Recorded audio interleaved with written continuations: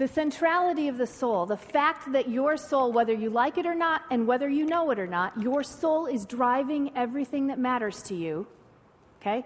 That's what's true about the human soul. It's the architecture of the soul, the way God has designed it. That fact has two implications for us as leaders.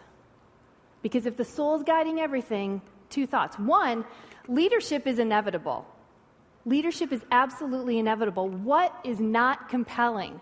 What is not influential about someone whose life, their interior life, is deeply connected to the God of the universe? That can't not influence. So leadership is inevitable. That's one of the corollaries, if you will, from this fact that our soul is driving everything. That's the first. Leadership is inevitable. But the second is this: leadership is dangerous. Leadership can be very, very dangerous for us. Because if you've noticed, leadership gets us moving, gets us with the prospect of becoming a bit too busy, sometimes too fast. And that pace of life can start to impinge negatively on the well-being of our soul. Have you noticed that there's sometimes a relationship between pace of life and the well-being of our soul? Some would say this, that as our pace of life starts to increase and take off, we're running and gunning, moving and shaking, doing all those things that we do as leaders, that our soul begins to diminish. Anybody ever notice that? All right. I have noticed that at some level, but I also had a bit of a problem with that thought, because if they are always only working at cross purposes, well then, could somebody's soul ever get so healthy that their pace of life slows to doing nothing? That's not a very, good picture. I don't think the kingdom gets advanced that way. So I think we need some new ways to think about this, and what I'd like to suggest is a picture of the relationship between soul and speed that I believe honors both the work of ministry but the need for the soul to do well. And we're going to unpack a couple quick zones of sort of leadership development, you could think of it as how the soul interfaces with our pace of life. Now hang with me on this. We're going to go through it, and then I have one last question for you. Here's how I think about it. If the black line is your soul and the red line is your speed, when you first enter into a relationship with God, your soul's health starts to improve. And then, as God has made each of us to be involved in the body of Christ in some way, your pace of life is also going to increase, and that is as it should be. That's a zone 1 season of leadership. It's all up and to the right. It's exciting. You can't believe that God would actually be using you in someone else's life. Show of hands, is anybody here right now in zone 1? You just love, yes, I knew there would be some. It's awesome, and I'm hoping that's true in our other sites as well. Zone 1 is exciting, it's exhilarating, it's fun.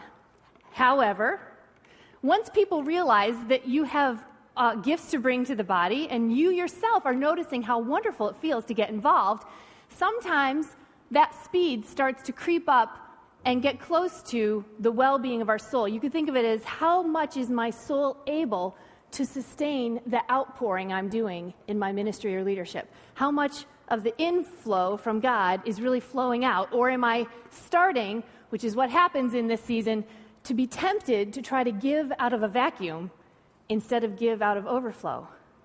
And that's hard to discern. This season is usually marked by a little bit of confusion. Is it God at work, or is it me? I'm not quite sure. Is it God? Is it me? My pride starts to creep in. I kind of like being needed. I kind of like all that goes.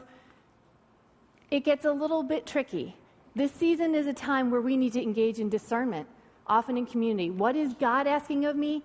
And often we need to learn new ways of connecting with God, new core spiritual practices that allow us to serve out of the overflow of what God's doing in our lives. Because if we don't, you've already gone ahead and seen what zone 3 looks like. Sometimes we choose to let the pace of life, the demands of ministry, just thrust us into overdrive. And the temptation sometimes is because of the needs around us or the demands of people nearby us. Hard to know. But when that happens, that inverse relationship between the well-being of your soul and pace of life will absolutely kick in. And as the pace of life crosses over the well-being of your soul, this will begin to plummet. It's just a fact of life. This is kind of what I think of as the collapse of the middle, similar to what I went through. Something is very wrong inside. What I'd like to suggest is the zone 4 picture. that there is a way of life and a way of leadership, a way of connecting with God that allows us to stay with the dominant line, the dominant force in our life being what is real about my relationship with God, and how is that guiding how much and when and where I serve and give? How does that determine my pace of life? And when God says, now for different reasons maybe, Mindy, it's a time to scale back for some healing, or another leader I'm raising up to serve alongside you, I need you to take a little bit of a breather, dial it back, engage in some practices that allow you to grow and receive peace and grace. The million-dollar question to a Zone 4 leader is, will I allow my pace of life to be submitted to what I sense God leading me to? Does that make sense? Which zone are you in right now? If you're here, enjoy it. If you're here, grow in some discernment about what's going on and seek after God with all your heart.